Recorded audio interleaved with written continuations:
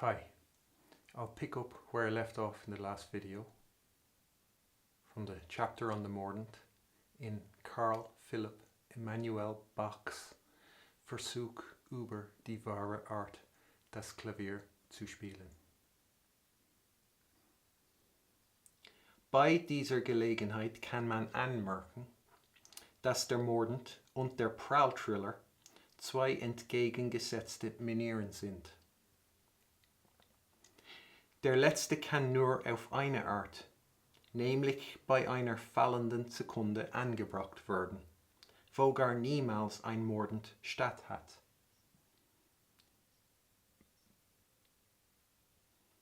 Das Einzige haben sie miteinander gemein, dass sie beiderseits in die Sekunde hineinschleifen, der Mordent im Hinaufsteigen und der Pralltriller im Heruntergehen. Bei Figur 78 sehen wir diesen Fall deutlich vorgestellt. Here we have extra explanation of the Pralltrill, which brings with it clarification. In a certain sense, even if they might wish they hadn't, it was correct of Bärenreiter to cite this paragraph in connection to paragraph 34 from the chapter on trills, because the two are connected. It's just what transpires connecting the two paragraphs is not at all what Bärenreiter imagined transpiring. They thought citing paragraph 14 supported the claim they made in their introduction, their angle of attack, that it proved them right. Bach writes that the Pralltrill can only come before a falling second. Bärenreiter responded to that, saying, In Wahrheit sitzt aber auf der zweiten Note, mithin nach einer fallenden Sekunde. And then in brackets they say, Vergleich in diesem Sinne dann Bachs Formulierungen. And from the 1753 edition, they cite page 93, paragraph 28, page 96, paragraph 34, both of which I've covered, both on their own and in connection to that. And then paragraph 102, paragraph 14, which is the paragraph we're on now. Deshalb sollte man auch an der ersten Stelle nachlesen. Deshalb means therefore, for that reason, on this account, that is why. So, it's because of the things Bach has written in paragraph 14 that convinced Bärenreiter, after them putting all their heads together, that they're correct in saying one should read after in paragraph 34 when Bach writes before.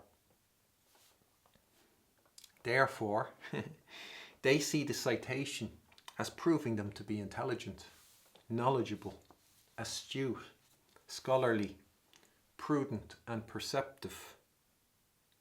That it proves them to be so capable, so in charge, so advanced, so ahead, that it elevates them to a position beyond Bach's reach, which is a position where he'd be able to assess his own work. A position where they, as a result, can look down on him and condescend, can pat him on his little head for the things they perceive him having done right, those things that meet their approval, while magnanimously correcting his errors, those things they perceive him to have done wrong. Whereas, in actual fact, Bärenreiter, citing paragraph 14, does the inverse. See what I did there? It does the exact opposite. And it proves the exact opposite, which is the inverse of all those positives. And thus, it fulfills many things I've said about the cage and its role of honour. And it's a good example of that Lilliput mentality for anyone who'd be able to read deeper into the psychology behind the performance Bärenreiter delivers. Here's what Bach said in paragraph 34 from the chapter on trills. Dieser Pralltriller kann nicht anders als vor einer fallenden Sekunde vorkommen. Sie mag nun durch einen Vorschlag oder eine große Note entstehen. Figur 47.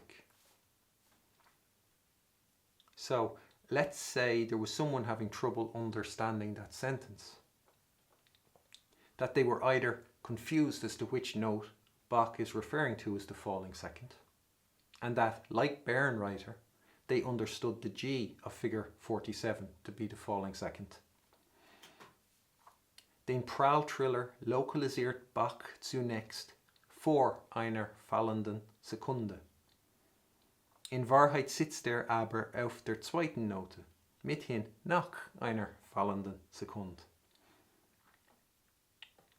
Which would mean that naturally the person in question, looking at figure 47, would also see the Pralltrill as coming in after the falling second and not before it. Or, if they weren't quite so off the mark, and they knew the F was the falling second, that they couldn't understand then how Bach could be describing the Pralltrill as coming in before a falling second, that they'd see it as coming in on or with the falling second, but certainly not before it. So, still wondering what Bach had in mind when he wrote before a falling second. Still wondering if it's not a mistake, an oversight. Well, for those in either camp, Bach provides clarification. In this paragraph 14 from the chapter on Mordent, he says the Pralltrill can only be brought in with a falling second. Bei einer fallenden Sekunde. And in figure 78, we see the Pralltrill coming in with the G, which is a falling second, and which has been made so not by an appoggiatura, but by a big note, by the A flat. Just to connect it back to the second half of Bach's sentence in paragraph 34.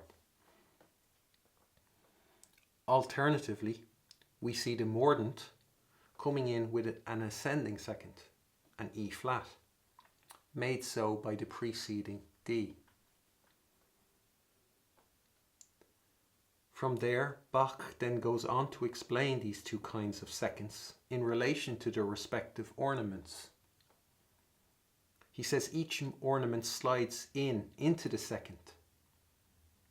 The Pralltrill slides downwards into the second, and the Mordent slides upwards into its second.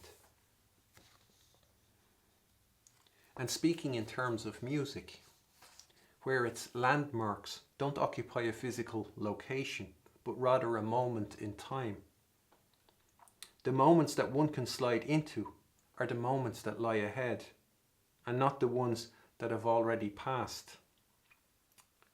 So it'd be impossible for a Pralltrill or a Mordent to slide into a second that's already over, that occupied a moment of time that has already passed.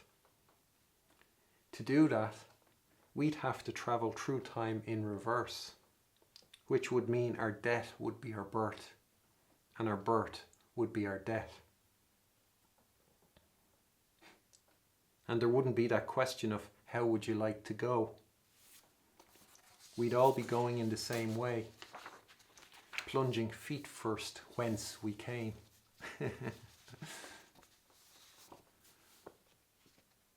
Which might not move the needle much in terms of alleviating our fear of dying. We'd each have our very own personal Sarlacc pit to look forward to.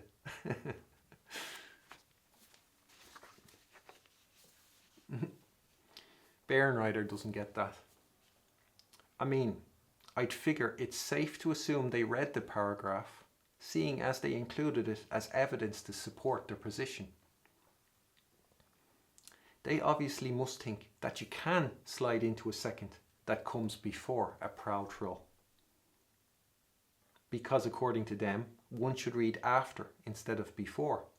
So as far as Bärenreiter is concerned, the falling second comes first, and then afterwards, the parallel trill slides into that same second, disrupting the space-time continuum, which is heavy. Doc. If we look at the written out execution of the parallel trill in figure 47, we can look at its last F tied to the principal note, making them effectively one and the same, which is the falling second. And we can see that the note before it is a G, and that the G descends to the F, or in other words, is sliding into the F in descent. Das Einzige haben sie miteinander gemein, dass sie beiderseits in die Sekunde hineinschleifen. Der Mordent im Hinaufsteigen und der Pralltriller im Heruntergehen. The F is the falling second, and we get to it after the Pralltrill has been executed, or, as Bach puts it in paragraph 34, the Pralltrill comes before the falling second. And that's the only place you can have a Pralltrill, before a falling second. And that's the only second a Pralltrill can slide into. Were the note before the F an A, then the F we'd be approaching. The note, the last note of the Pralltrill would be tied to, wouldn't be a falling second anymore. It'd be a falling third. Because Bach is referring to what the note is in context of the music, of its main structure. You know, you see the notes, and the ornaments are a sign over the notes. So the notes are what they are without the ornaments. Because somebody could say, well, a Pralltrill is always sliding into a falling second if you just isolate, you know, blinker the vision to only see the Pralltrill. So you could have it on a, you know, like a falling seventh, a Pralltrill, and say it's still going into, you know, sliding into the second, but it's not. It's sliding into the falling seventh.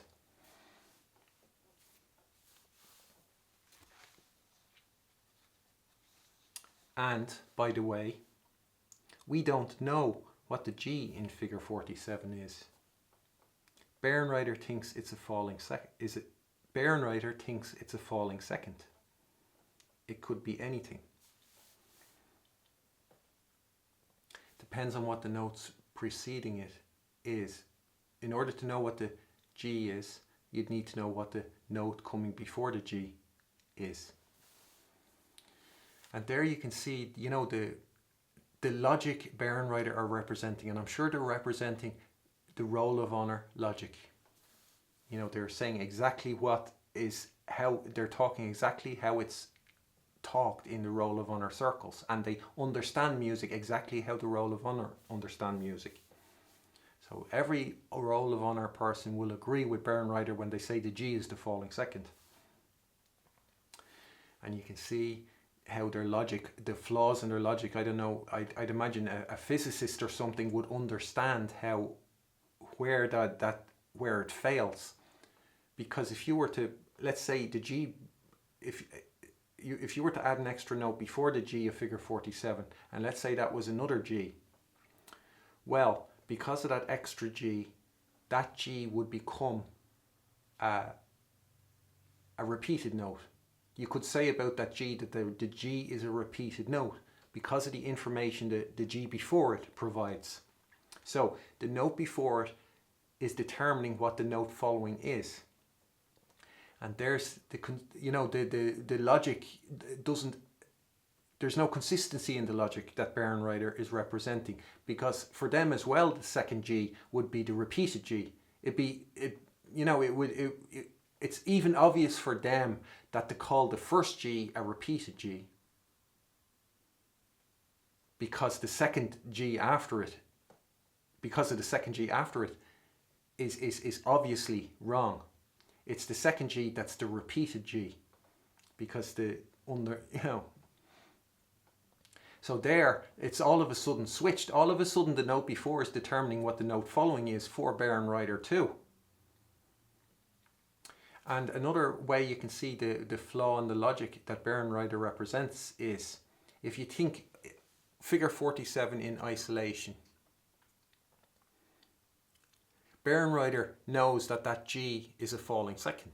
And I don't think they know what the F is, because they need to know what the note following the F is in order to know what that F is. So Bärenreiter knows that that G is a falling second in isolation. In isolation, myself and Bach, we know that the F is a falling second. We don't know anything about the G because we don't have more information, but we do know that the F is a falling second. So each Bärenreiter and myself and Bach, we each know one thing about figure 47. Now, when you add the extra information of a G before the G of figure 47, what happens then? How is the information updated? Well, Bärenreiter go on from knowing that the G is a falling second to knowing that the G is a repeated note and a falling second. And they won't even go into how it can be both of those things at the one time, but that's what effectively Bärenreiter learned from the extra information. They still only know what one note is, the G, but instead of it being one thing, it becomes it's two things.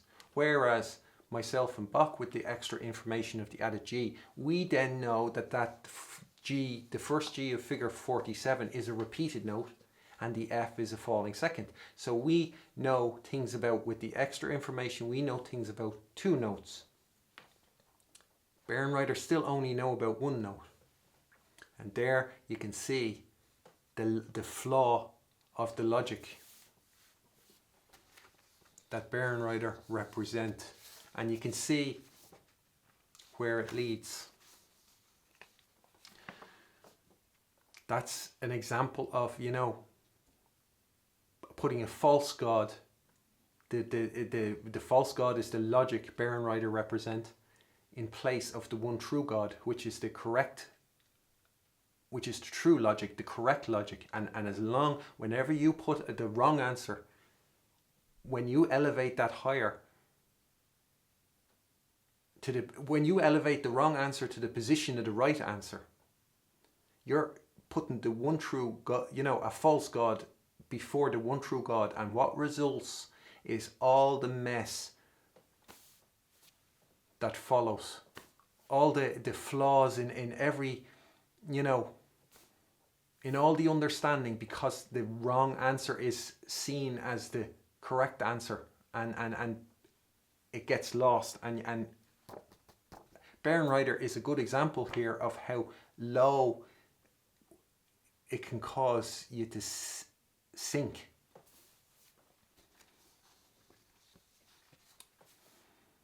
This is a real glimpse into how Bach sees things on a completely intimate level.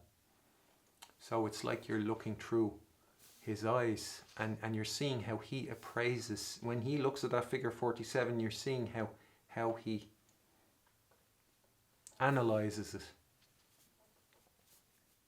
And he's seeing the pearl trill comes before the falling second, how accurate he is. And it shows Bach's formulation was entirely correct. Dieser Pralltriller kann nicht anders als vor einer fallenden Sekunde vorkommen. Can you see how bad Bärenreiter are? As part of the upper echelon of the Roll of Honour, faithfully representing the standards of that Roll of Honour. Bach's explanation, which is quite straightforward, should have helped the likes of Bärenreiter wrap their heads around a level of accuracy and a quality of observance that doesn't at all exist in the mediocrity of the cage, and to which they, as servants of the cage, cannot at all relate. We can see here the behaviour of Lilliput, the lack of humility, the hubris, where instead of recognizing the opportunity to learn from Bach, to expand their minds, to correct their flawed logic, Bärenreiter dismissed them, claimed them to be wrong. So titillated they were by the thoughts of getting one up on him and how their public, their verdorbener Schüler, would lap it up. And to expedite their inevitable humiliation, they even cited this paragraph for the classical music world to know where to go to see how inept and how illiterate they are. That is, if those in the classical music world weren't being preserved in such a state of debilitation by the inertia of the cage, if they weren't operating to 80% on muscle memory. So, yeah, what you get is the classical music world operating on muscle memory. And it kind of baffles me that, you know, in all the YouTube, you know, whatever you, piano people giving all their tips and advice and insight and wisdom, they'll all talk about muscle memory, because, you know, a popular one is to talk about how one memorizes, and they'll all talk about the role of muscle memory, because why?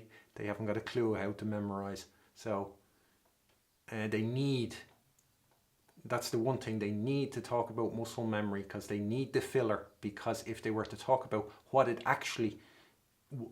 actually involved in memorization, they wouldn't have a clue, because they can't memorize. It depends on, you know, where your standard is of what you'd deem memorizing and what not. And it baffles me that people don't understand that muscle memory, like immediately go, muscle memory is a joke. It's absurd. I find that baffling. And muscle memory is something that future generations, when they evolve and know better, they're going to look back and laugh at the people from now talking about their muscle memory. They're going to think, what dopes, what backward savages they are, because it's so obviously ridiculous. There's no such thing as muscle memory. What they call muscle memory is not muscle memory. Muscle memory does not exist. It's a figment of their imaginations. It's down to them not understanding, to them being in the cage. And it's like, when you think about it, just quickly, when you think about, let's say there's a competition where you have to type a poem by heart, you know, from memory. And imagine the people preparing for that. So how would a literate person who's able to type prepare for, you know, a task of having to type a poem by heart? They'll learn the poem, they'll memorize the poem, they'll know the poem, they'll understand the poem. And then they might practice typing the poem just to get used to it. But it's their knowledge of the poem and what their fingers do when it types is, it follows the knowledge the person has of the poem. And it's basically the fingers are doing what it's told. And then if you think of a functioning illiterate preparing for that test or competition, whatever it is, and they're doing it, you know, they'll do it the same way as all the roll of honor, all these piano people in the cage do it. What's their tactic for that competition? Their tactic is to just repeat bits of the poem all the time. 100, 1,000 times, until the fingers remember themselves which the sequence of keys to press. They're not thinking of the words, they're not thinking of the sentences, they're not thinking of anything of the poem. They're just waiting to get to that point where they've done enough repetitions that their brain can go off and think about how try and do all the tactics not to be nervous and all those other things. since it has nothing to do. And they have achieved that position where the fingers know themselves, remember themselves where to go. And you can imagine then who is going to win that competition. It'll be the literate person who's not at all relying on muscle memory. How they type that poem is they know the poem and they tell the fingers what to do, when to do it. The others are hoping that there will be nothing, that they have had such a passive approach to memorizing the poem that was hidden by the insane number of hours and days and weeks and months it took to get through all those countless repetitions. And it doesn't matter if you do 1,000,000 repetitions, they still won't be enough. And you'll have experienced that yourself in competitions when you've memorized it and the muscle memory fails, because there's no such thing as muscle memory. What the muscle memory is that those huge gaps in your knowledge. The muscle memory is an evidence of nothing existing in the cage. So somebody repeating passages and bits of pieces slowly, endlessly in preparation, in trying to memorize, in trying to play the piece without the music. That's the equivalent of somebody doing the same when trying to prepare a poem that they have to type from memory. You can see how absurd it is. And yet they're all talking about muscle memory, absolutely oblivious to how they're setting themselves up to be ruthlessly ridiculed in the future. And I hope people evolve, that they are in a position to ridicule them, because if not, then that is a horrible thought, that people will regress even further rather than progressing. You know, when something hits the rock bottom of how dumb it is, you'd hope that the only way from there is up, and it doesn't go down.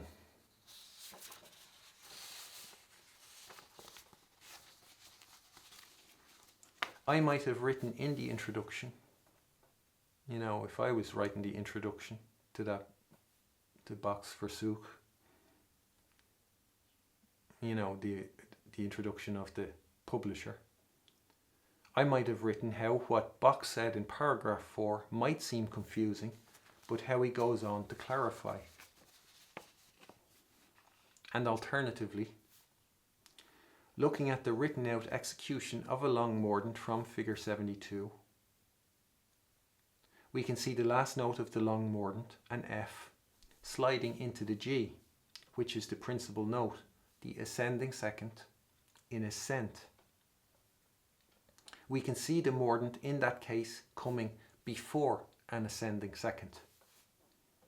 Das Einzige haben sie miteinander gemein, dass sie beiderseits in die Sekunde hineinschleifen. In light of that, when again one has to assume that the likes of Bernreiter would have to have read the paragraphs they cite, how could they have written what they did in their introduction? Is this opening anybody's eyes? You can slide forward into something. And in music, where the destinations are moments in time, one can't slide into a moment that has already passed, which is what Bernreiter would expect you to do if the prowl trill did come after the falling second. And as a further testament to Bach's diligence, we can see that in figure 78, that the ornamented notes weren't followed by seconds. They could have been, but they weren't. There could have been an F following the G, or an F following the E flat.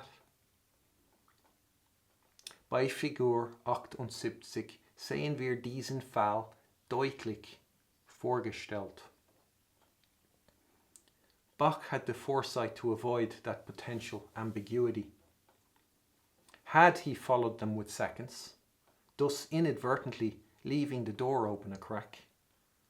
Imagine how Bärenreiter and the likes of Bärenreiter, if they were put under the spotlight and had to save face, would have poured through that crack and gone to town with their insistence that they were the seconds Bach was talking about. How they could have used such an unfortunate and inopportune oversight to push their narrative, gleefully serving the cage, keeping everybody behind its bars, gleefully betraying Bach, lunging at that low-hanging fruit.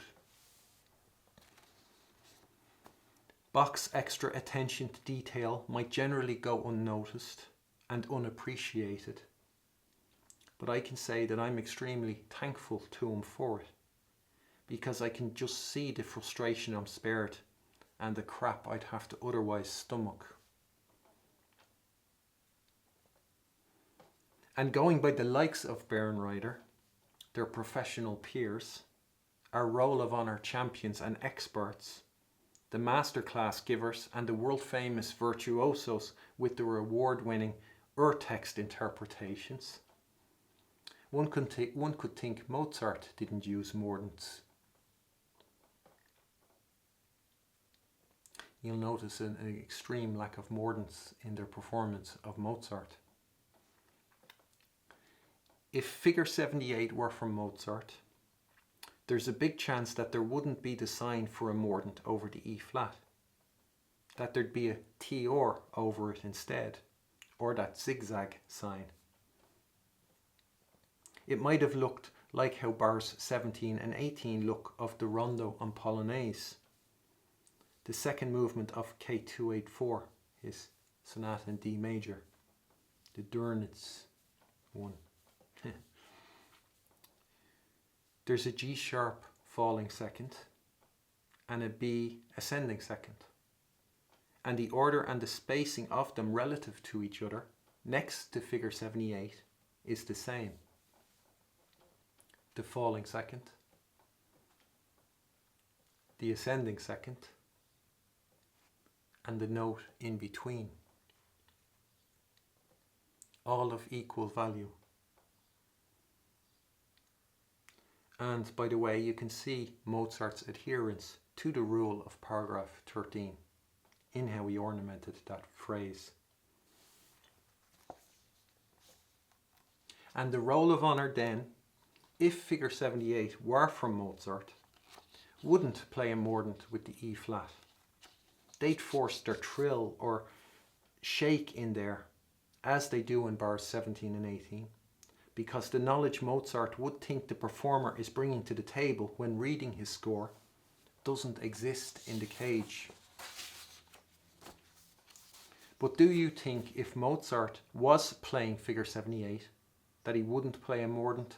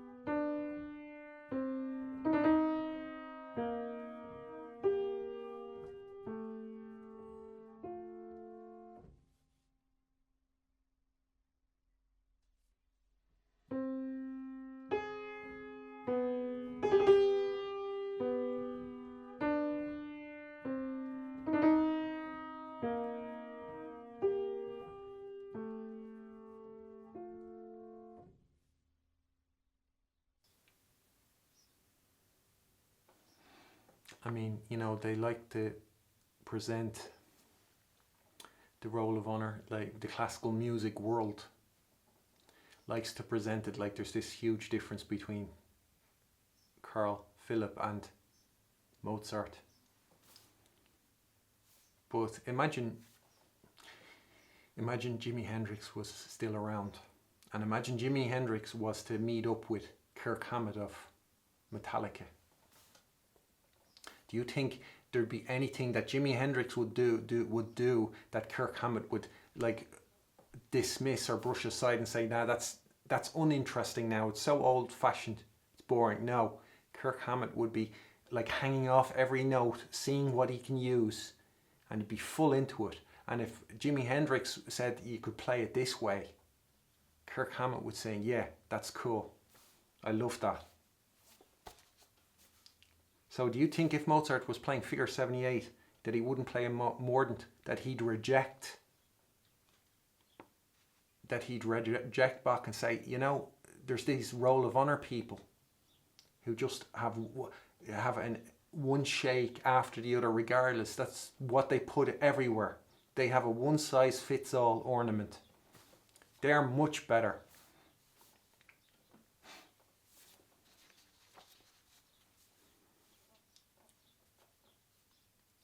And do you think in bars 17 and 18 of the Rondo and Polonaise, where Mozart combines falling seconds and ascending seconds into one phrase, indicating that each be decorated with an ornament, effectively identically to the way Bach distributes the ornamentation in Figure 78, that the choice of ornaments in each phrase wouldn't be similar?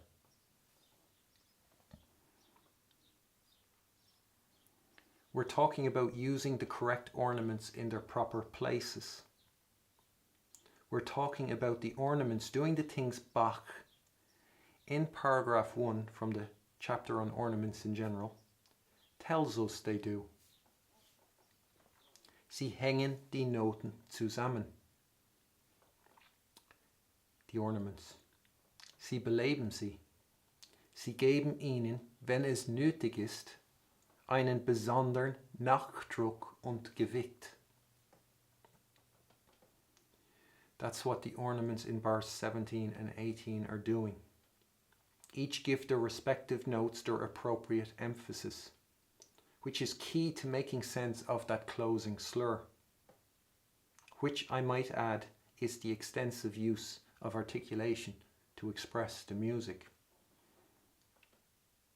You know, different ornaments will affect how a note is articulated. 2. Sie machen sie gefällig und erwecken folglich eine besondere Aufmerksamkeit. Sie helfen ihren Inhalt erklären. That's exactly what they're doing in bars 17 and 18. They create a trajectory that supports the slur. Es mag dieser traurig oder fröhlich oder sonst beschaffen sein, wie will, so tragen sie allezeit das Ihrige dazu bei. Sie geben einen ansehnlichen Teil der Gelegenheit und Materie zum wahren Vortrag. Mozart's phrase in bars 17 and 18 fits to all those points like a glove. The different ornaments become the tools necessary for its true performance. They provide the opportunity for its true performance. They set the stage for the slur. The ornamentation becomes an integral part of the theme, like it often does in Beethoven, which is more often than the roll of honor are aware of, because their understanding is blocked by their bad ornamentation. So the ornaments become the tools necessary for its successful performance. They're more than just a bit of sprinkle added to the top, or a test to pass, or a competition to see who can cram the most notes with the least variety into the tiniest of spaces. Einer mäßigen Komposition kann durch sie aufgeholfen werden. Dahingegen der beste Gesang ohne sie leer und einfältig und der klareste Inhalt davon allezeit undeutlich erscheinen muss. Those bars belong to the best singing with the clearest content. Without the ornamentation, the brace, the praltrill, the mordent and the short appoggiatura, the weight and thrust of the phrase would be unclear, and it could sound plain or simple-minded and rather empty, despite the perfection of the writing and the presence of all those elements that constitute the best singing.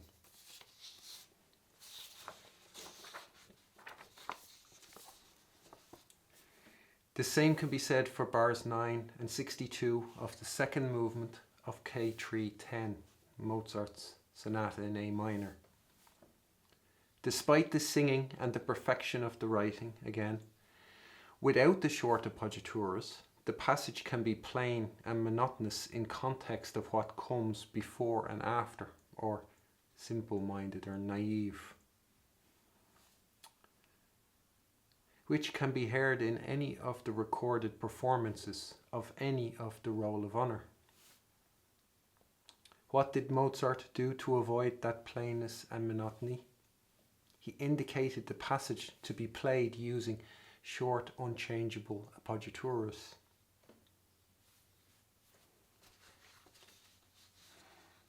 You know, the writing, perfect as it was, didn't meet the standard of Mozart, so he did something about it to up it.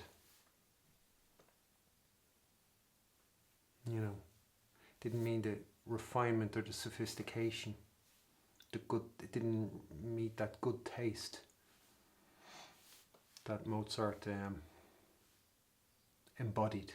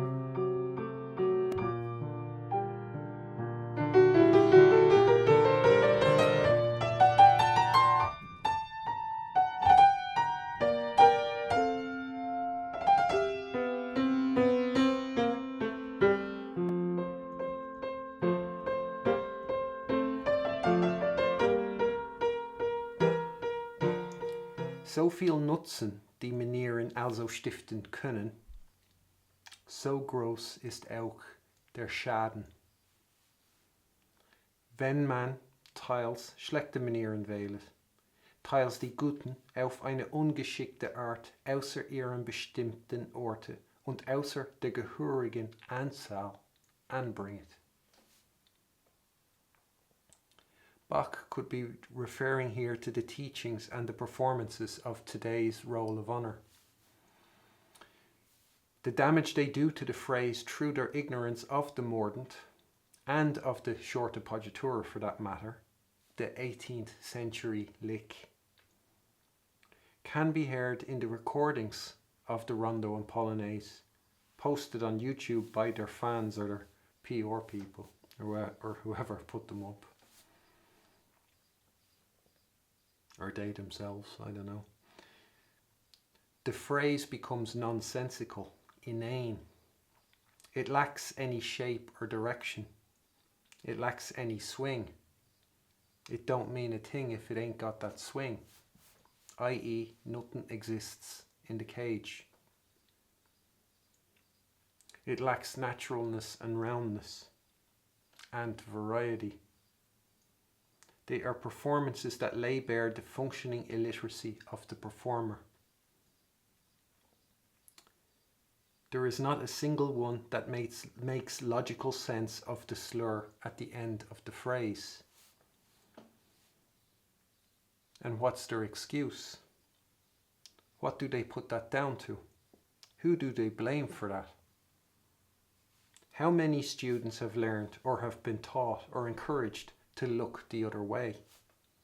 Been told not to think about it or to worry about it, and to just get out the metronome, treated like finger gymnastics, like a finger exercise, like a tightrope to walk.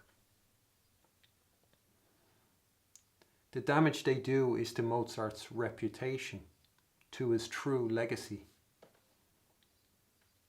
The damage they do is to the dance, the polonaise.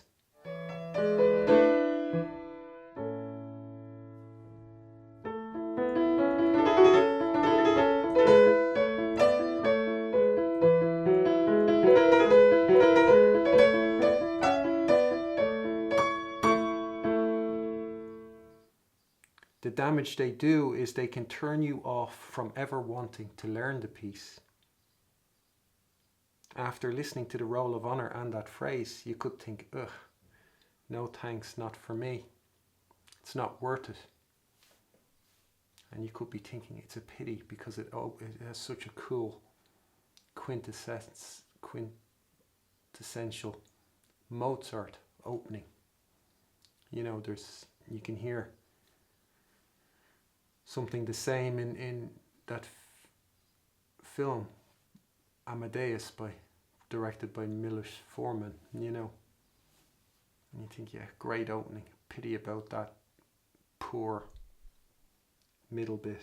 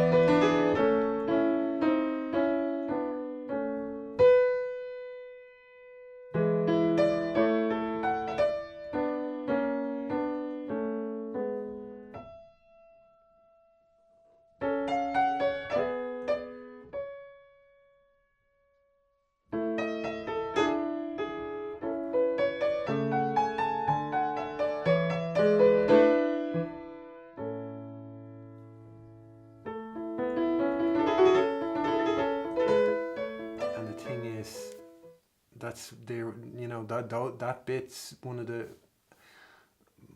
most enjoyable bits to play as a performer, you know, in the world of music, because you can really throw yourself,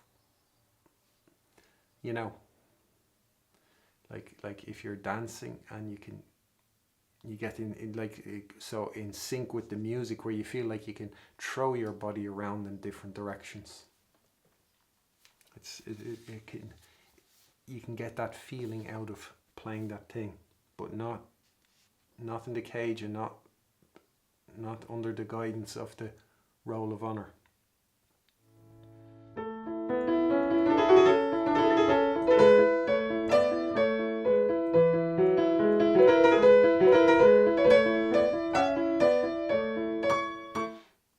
The damage they do is they can ruin your experience with the piece, because the artificial difficulties and impediments that arise from using ornaments incorrectly, whether that be a bad ornament or a good ornament outside of its proper place, or too many shakes, and the huge amount of time, the potentially limitless time those artificial difficulties waste, are passed on by the roll of honour to the student. if the right ornament is a tool essential for the true performance of the phrase. Deny the student that ornament and you are robbing them the ability to be able to play that phrase with any degree of satisfaction or security, to be able to make sense of the phrase, to be able to, in this case, dance the dance.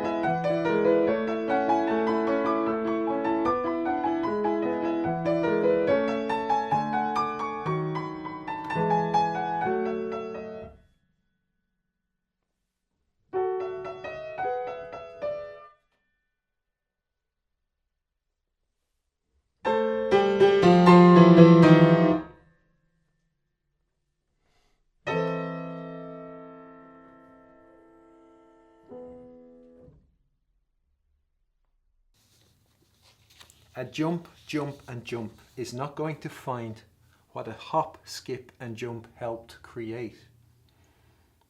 Can anyone understand that they're never going to stumble upon the contributing effect of a hop, skip and jump if they only ever use a jump, jump and jump in its place? Their jump, jump and jump will hold them an eternal prisoner, especially if they use it for everything. Essentially, it's the roll of honour sending their victims to the dance with two left feet.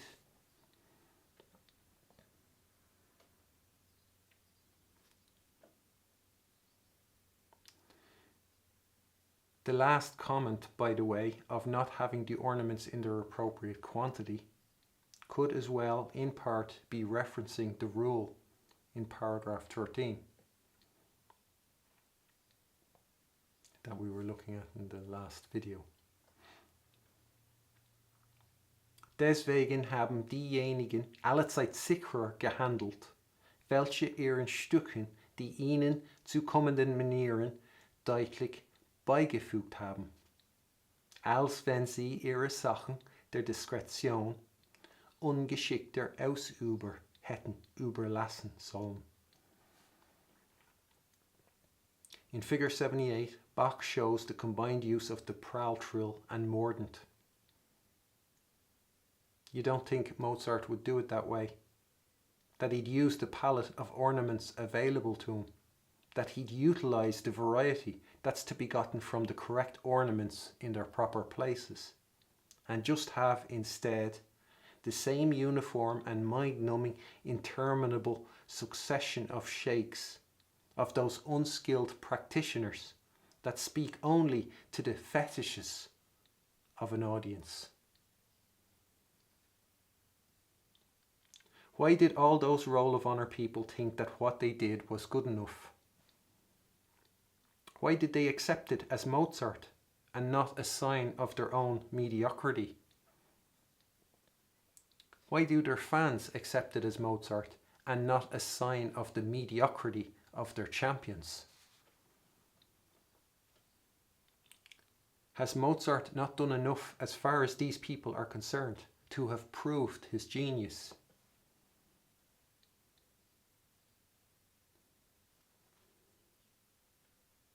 Mozart would tell them, Lilliputs, greats, that they are going to have to up their game if they are ever going to discover the truth of his phrases.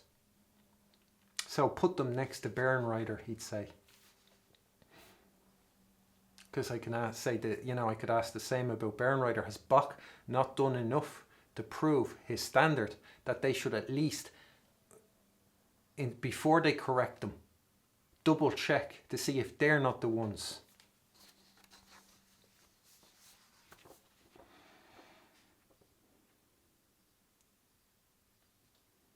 However that sentence should end.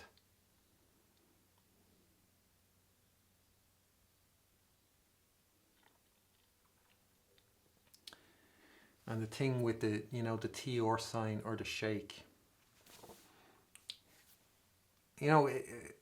Bach can give his expert advice, he can share his wisdom, but he can't influence the decisions of others. So let's say, and there's so many factors that can be involved, and let's say with Mozart, it coming out in, the piece coming out in a post Bach time, a time after his Versuch is out, and all these,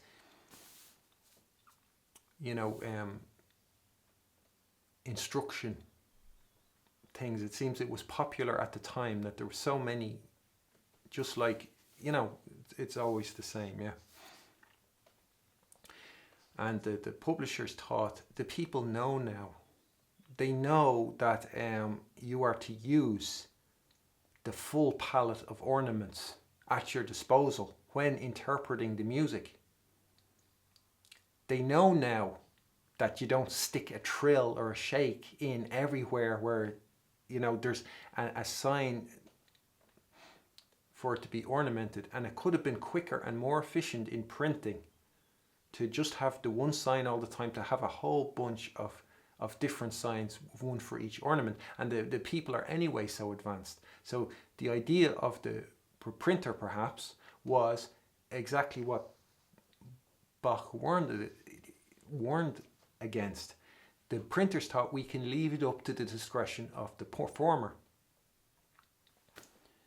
And the thing is, you only had a few people in the world of music, like Bach and Mozart and stuff, and the rest were Lilliput, the rest were the roll of honor. And what happened, I said in the description, Mozart was writing in his letter, he doesn't want to argue with dwarfs. He can defend himself if he needs to, but he'd rather not be arguing with dwarfs. I call them midgets, because dwarfs is maybe politically incorrect. But I don't refer to them, their physical size, because you can have a small person who's a giant of a person. It's not about their physical size, where you can have a giant of a person who's actually a midget in their attitude.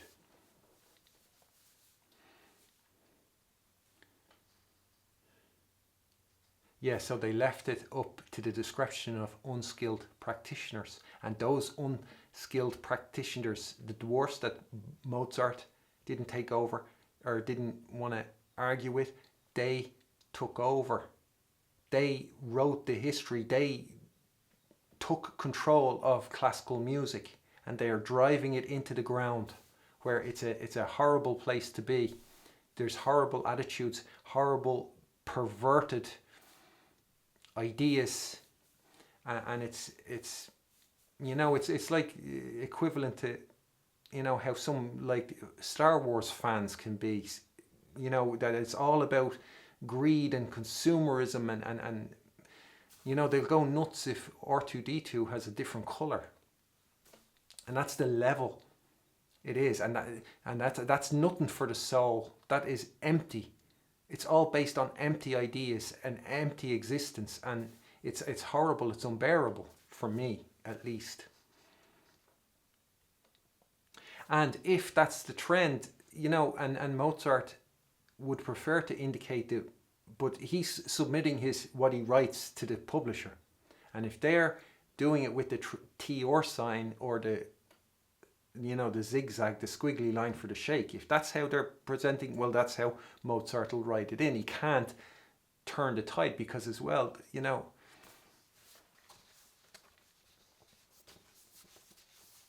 it didn't matter at the time. It didn't matter to them that it was Mozart. Mozart was just some other person, only as important as, you know, the social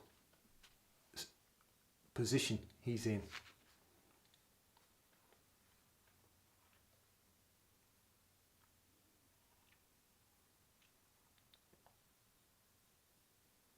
It's a sorry outcome. Classical music is in dire need of reform. So, it's good I'm here with something to share that is much, much better. That's the best time for reform. That's the best time for a revolution, when somebody comes along with something that's much, much better.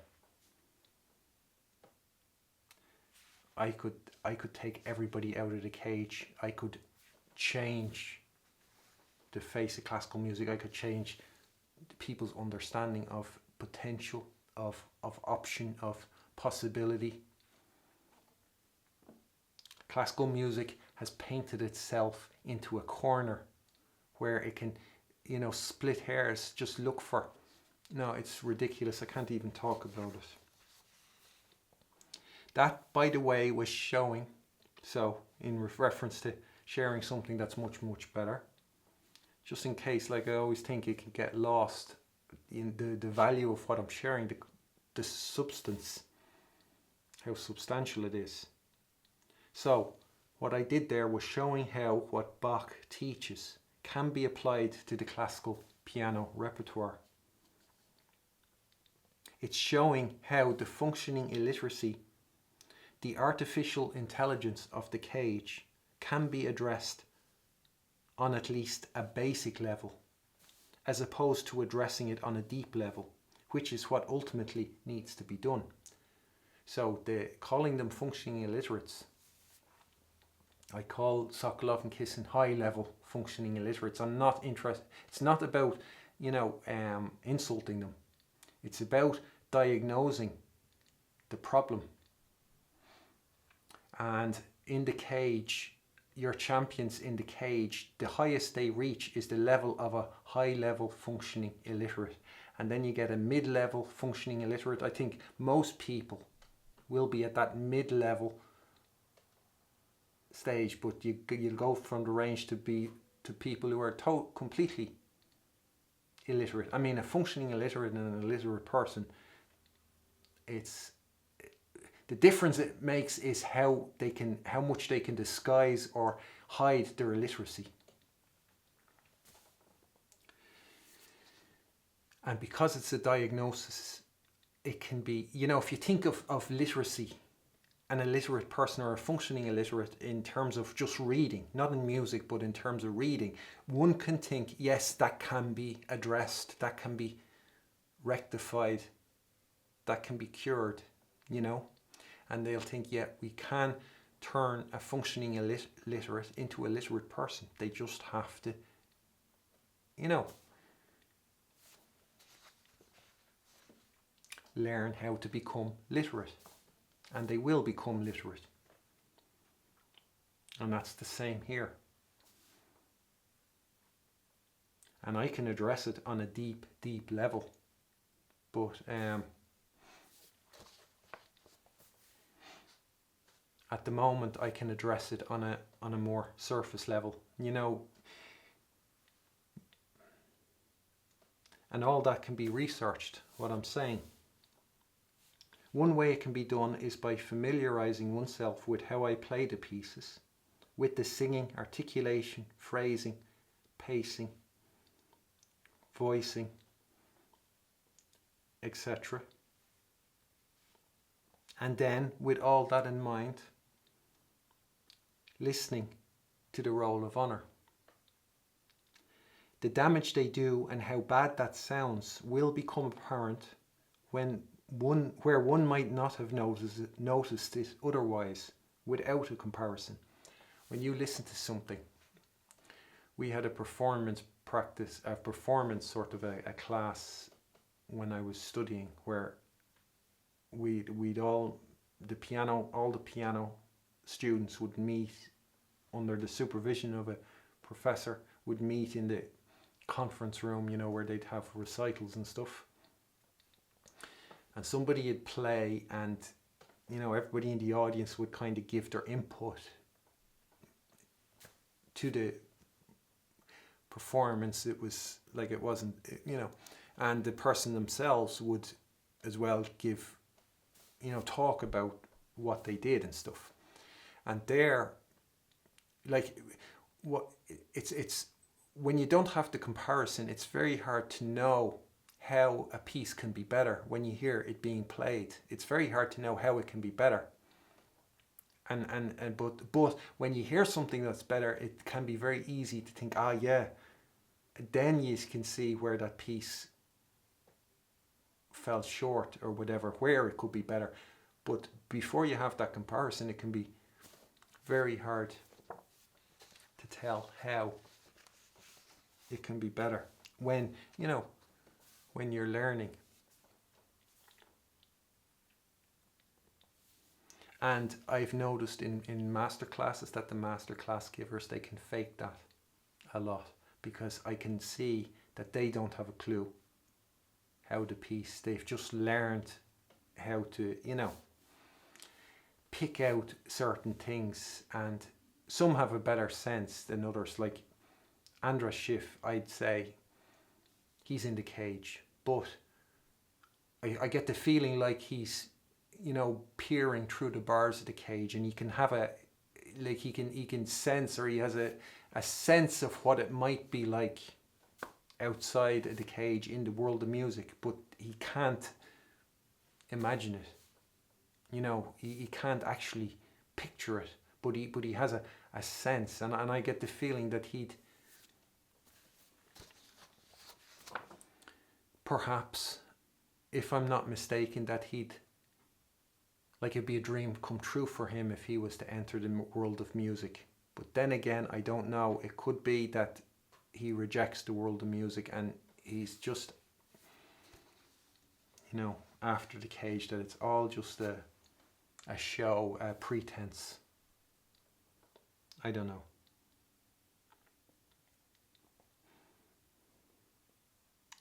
So, this stuff will become apparent where the stuff that one might not have noticed otherwise could become apparent with a comparison. And I know it can be done, the research, because if I can do it, you can do it. Or you can try it for yourself. See what difference it makes with the correct ornaments, and then hear how bad what the roll of honor does sounds. You know, you can experience it for yourself. You can play the correct ornaments, see the difference it makes.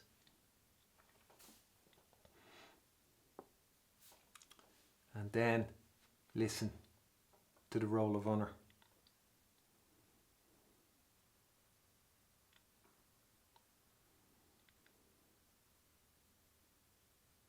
Bach, by sharing with me the true way to play the piano, helped me play that phrase. And as a result, together with AC fingering and its finger position, I play it better and truer than it's ever been played in the history of recording, despite the limitations of the piano. When you see me play, you are seeing someone in the world of music. And that's what's waiting for you if you escape the cage. I am the only embodiment of the true way to play the piano. That is, if you think of the whole authentic performance movement in over these decades, this is what I embody, what I'm representing here, what I present is the holy grail of that, because it is the answer that they were all searching for. And if you want any answer as to how Mozart played, can be found in my playing, and I say that as fact. I have recreated the true way to play the piano, which is how Bach, Mozart and Beethoven played. So you are seeing Mozart's own playing, Beethoven's own playing, Bach's own playing. You can take that toccata, you can read descriptions of Bach's playing, and you can look for the exact same things in how in the finger movements, in the hand movements, in the arm movements, in all the movements as I play it, and you will see them matching. And the thing is, and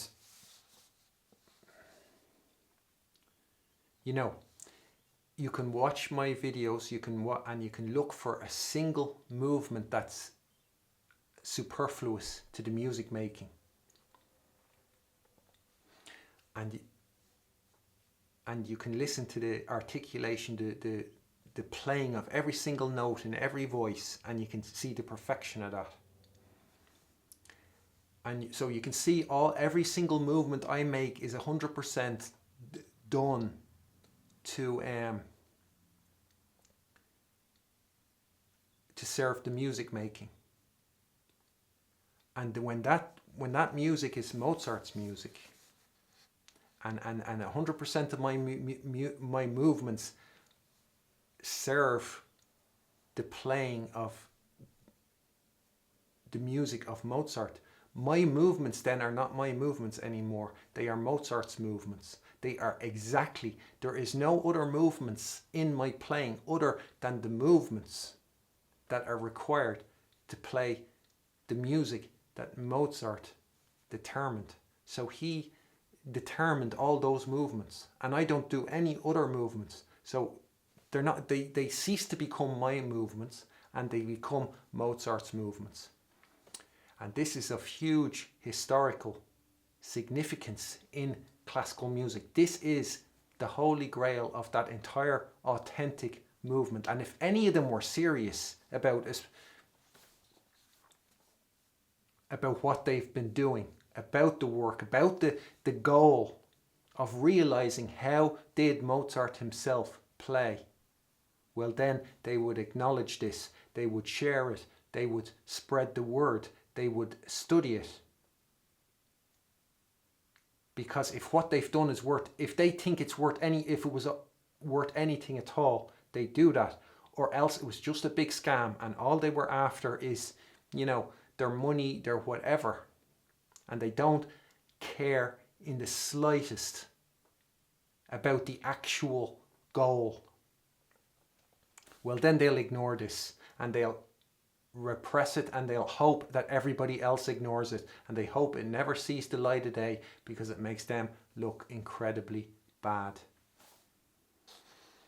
And someone like Sokolov and Kissin, if they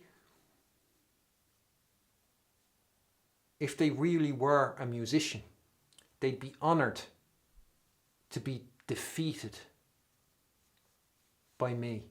They'd be honored for me to be their master, because they'd be honored that it's that sort of playing that that surpasses them. It's that good. And it might sound whatever, but I am talking about the true way to play the piano and the solution to fingering, AC fingering and its finger position, and how good that is. And I represent that. I am the only living embodiment of that since Mozart, Beethoven and Bach and others. But none of the roll of honor embody that. They're all in the cage. And the cage, as the dwarfs, as Mozart called them, took over, and they killed. Mediocrity eradicates genius.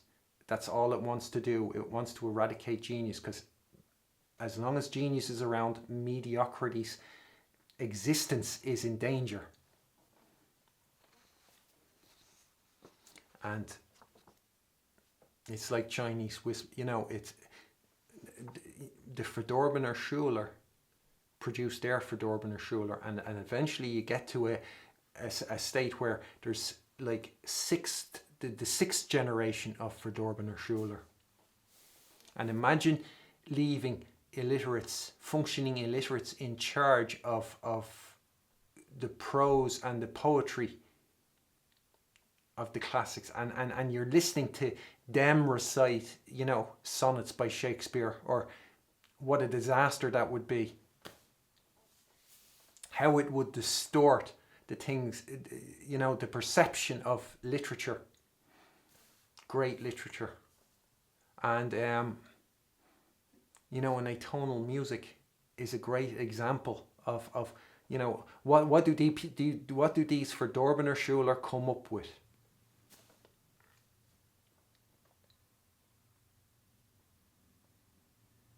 Atonal music has to exist in the world of music. Otherwise, you're just listening to notes and noise.